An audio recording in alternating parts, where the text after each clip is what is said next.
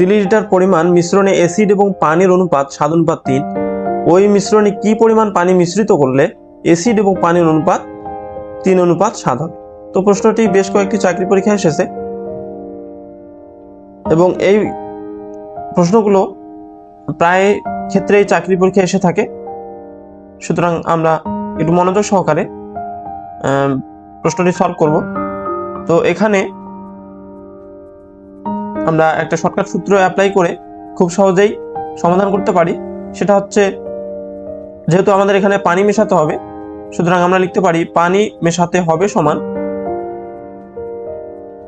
মিশ্রণের এখানে মোট পরিমাণ, অর্থাৎ মোট পরিমাণ দ্বারা এখানে মিশ্রণের পরিমাণ বোঝাচ্ছে, এবং এখানে যে দুটো অনুপাত দেওয়া আছে তার ছোট অনুপাত অর্থাৎ ছোট সংখ্যাটা মোট পরিমাণকে ছোট যে সংখ্যা সেটা দিয়ে ভাগ করব এবং অনুপাতের যে পার্থক্য সেটা দিয়ে আমরা গুণ করব। তো এখানে মিশ্রণের মোট পরিমাণ কত দেওয়া আছে? 30 লিটার। এবং নিচে কি আছে? ছোট অনুপাত। ছোট অনুপাত কত এখানে? 3। তাহলে আমরা 30কে 3 দ্বারা ভাগ করব, গুণ হচ্ছে অনুপাতের পার্থক্য কত? বড় অনুপাত হচ্ছে 7, অর্থাৎ বড় সংখ্যা 7 এবং ছোট সংখ্যা হচ্ছে 3। তাহলে অনুপাতের পার্থক্য কত হচ্ছে? 7 - 3।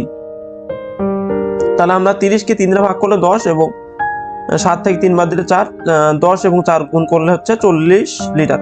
অর্থাৎ 40 লিটার পানি মিশ্রিত করলে অ্যাসিড এবং পানির অনুপাত হবে 3:7। অর্থাৎ 7:3 না হয়ে পানির অনুপাত কত হবে? অ্যাসিড ও পানির অনুপাত হবে 3:7। তাহলে আমাদের অ্যান্সার হচ্ছে ক। আমরা অনুরূপ আরেকটি প্রশ্ন সলভ করি যাতে আমরা ধারণাটা ক্লিয়ার হই। 60 লিটার কেরোসিন ও পেট্রোলের মিশ্রণের অনুপাত 7:3। ওই মিশ্রণে আর কত লিটার পেট্রোল মিশালে অনুপাত 3:7 হবে? অর্থাৎ আগেরটির মতোই।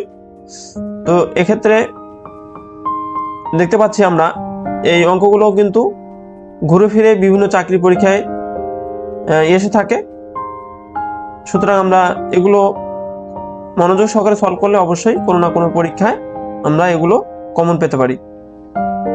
তো এখানে পেট্রোল মেশাতে হবে, যেহেতু এখানে পেট্রোল মেশাতে বলছে, তাহলে আমরা লিখতে পারি শর্টকাট মেথড, পেট্রোল মেশাতে হবে সমান মোট পরিমাণ, অর্থাৎ মিশ্রণের মোট পরিমাণ দেওয়া আছে 60 লিটার, অর্থাৎ এখানে মোট পরিমাণ বলতে 60 লিটার, এবং ছোট অনুপাত, অর্থাৎ এখানকার যে অনুপাতের মধ্যে ছোট সংখ্যাটা হচ্ছে 3, তাহলে ছোট অনুপাত হচ্ছে 3 এবং অনুপাতের পার্থক্য কত হবে? অনুপাতের পার্থক্য হচ্ছে 7 - 3। তাহলে আমরা এখানে লিখতে পারি 60/3 গুণ হচ্ছে অনুপাতের পার্থক্য 7 - 3।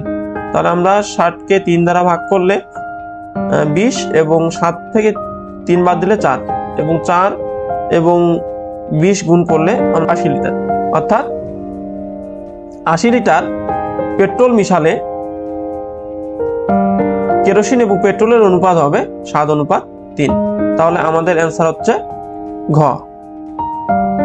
একটি জারের দুধ এবং পানির অনুপাত 5:1, দুধের পরিমাণ যদি পানি অপেক্ষা 8 লিটার বেশি হয় তবে পানির পরিমাণ কত? তো এই প্রশ্নটি আমরা দেখতে পাচ্ছি বেশ কয়েকটি চাকরি পরীক্ষায় এসেছে। সুতরাং আমরা এই প্রশ্নটি মনোযোগ সহকারে সমাধান করব। তো এখানে আমরা শর্টকাট মেথড অ্যাপ্লাই করব। তো আমাদের এখানে দুধ এবং পানির অনুপাত দেওয়া আছে 5:1।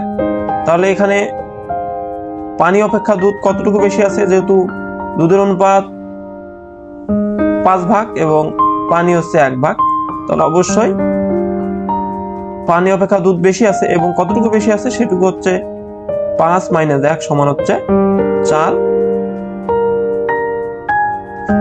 এখানে আমাদের এই 4 অংশ সমানই কিন্তু বলছে যে এখানে দুধ পানি অপেক্ষা 8 লিটার বেশি আছে। তাহলে আমরা দেখতে পাচ্ছি যে অনুপাতের মধ্যে পানি অপেক্ষা দুধ বেশি আছে 4 অংশ। তাহলে এখানে 4 অংশ সমান কত হবে? 8 লিটার। তাহলে এখানে যেহেতু 4 অংশ সমান 8 লিটার, তাহলে আমাদের 1 অংশ, অর্থাৎ এখানে আমাদের পানি কতটুকু আছে?